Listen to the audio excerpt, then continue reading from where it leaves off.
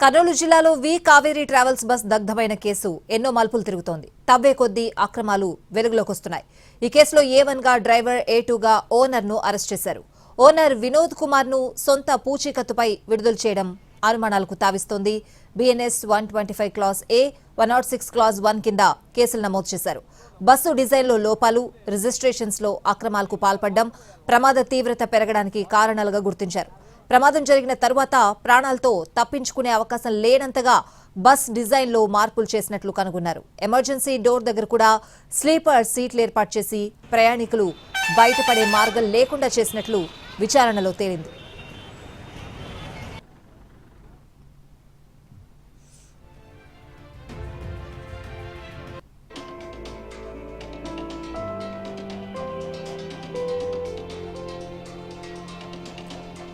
బస్సులో ఇష్టానుసారంగా మార్పులు చేయడం వల్లే ప్రమాద తీవ్రత పెరగడానికి కారణంగా తెలుస్తోంది. అడుగడుగునా నిర్లక్ష్యంగా వ్యవహరించిన బస్ ఓనర్ ను వ్యక్తిగత పూచీకత్తుపై వదిలేయడంపై మృతుల కుటుంబ సభ్యులు తీవ్రంగా పరిగణిస్తున్నారు. భారీగా సెల్ ఫోన్లు రవాణా చేయడం వల్లే ప్రమాద తీవ్రతను మరింత పెంచిందని గుర్తించారు. బస్సులో ప్రయాణికుల లగేజ్ మాత్రమే రవాణా చేయాల్సిండగా అక్రమంగా వాణిజ్యపరమైన వస్తువులు తరలించారు. అయితే బస్ బైక్ ను ఢీకొన్న తర్వాత పెట్రోల్ ట్యాంక్ ధ్వంసమై మంటలు చెలరేగాయి. కొత్త సెల్ ఫోన్ల బ్యాటరీలు పేలి ప్రమాద తీవ్రతను మరింత పెంచినట్లు అధికారుల విచారణలో తేలింది.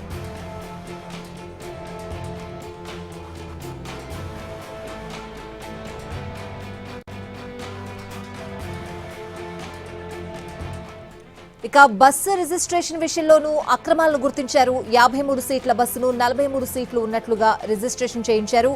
తెలంగాణ, ఒరిస్సా, డామండయ్యలో పలుమార్లు రిజిస్ట్రేషన్ చేయించారు. తొలుత 53 సీట్ల అనుమతితో 2018లో రిజిస్ట్రేషన్ చేయించారు. ఆ తర్వాత డామండయ్యలో 43 బెర్తులుగా మార్చి 2023లో మరోసారి రిజిస్ట్రేషన్ చేయించారు. ఈ ఏడాది ఏప్రిల్లో ఒడిశాలో 43 బెర్తుల స్లీపర్ బస్సుగా రిజిస్ట్రేషన్ చేయించారు. రిజిస్ట్రేషన్ సర్టిఫికెట్ లో మాత్రం 43 సీట్ల బస్సుగానే నమోదు చేశారు. స్లీపర్ అనే చోట 0గా నమోదు చేశారు. 2 ఏళ్ల కాల వ్యవధిలో ఫిట్నెస్ సర్టిఫికేట్ జారీ చేశారు. 29 రోజుల తర్వాత ఒడిశాలో 43 సీట్ల స్లీపర్ బస్సుగా మళ్లీ రిజిస్ట్రేషన్ చేయించారు. ఇలా అనేక సార్లు రాష్ట్రాలు మారుస్తూ రిజిస్ట్రేషన్లో అక్రమాలకు పాల్పడ్డారు. బస్సులో ప్రతి సీటు వద్ద హ్యామర్ ఉండాలి. అయితే ఎక్కడ హ్యామర్ ఏర్పాటు చేయలేదు. ఒకే ఒక ఫైర్ ఎస్టింగ్విషర్ ఉన్నట్లు గుర్తించారు. ఇన్ని అక్రమాల కారణంగా ప్రమాద తీవ్రత చాలా పెరిగిందని అంటున్నారు. ప్రమాదానికి డ్రైవర్ ఎంత కారణమో తీవ్రత పెరగడానికి యజమాని కూడా అంతే కారణంగా చెప్తున్నారు.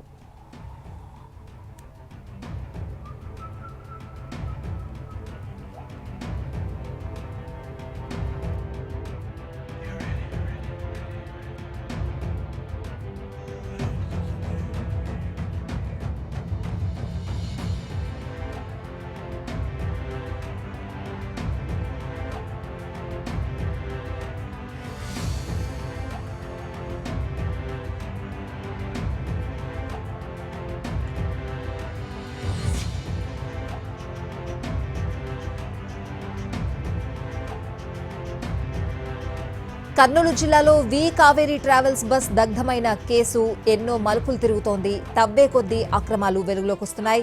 ఈ కేసులో A1 గా డ్రైవర్, A2 గా ఓనర్ ను అరెస్ట్ చేశారు. ఓనర్ వినోద్ కుమార్ ను సొంత పూచీకత్తుపై విడుదల చేయడం అనుమానాలకు తావిస్తోంది. BNS 125 క్లాస్ A, 106 క్లాస్ 1 కింద కేసులు నమోదు చేశారు. బస్సు డిజైన్ లో లోపాలు, రిజిస్ట్రేషన్స్ లో అక్రమాలకు పాల్పడడం ప్రమాద తీవ్రత పెరగడానికి కారణాలుగా గుర్తించారు. ప్రమాదం జరిగిన తరువాత ప్రాణాలతో తప్పించుకునే అవకాశం లేనంతగా బస్సు డిజైన్ లో మార్పులు చేసినట్లు కనుగొన్నారు. ఎమర్జెన్సీ డోర్ దగ్గర కూడా స్లీపర్ సీట్లు ఏర్పాటు చేసి ప్రయాణికులు బయటపడే మార్గం లేకుండా చేసినట్లు విచారణలో తేలింది.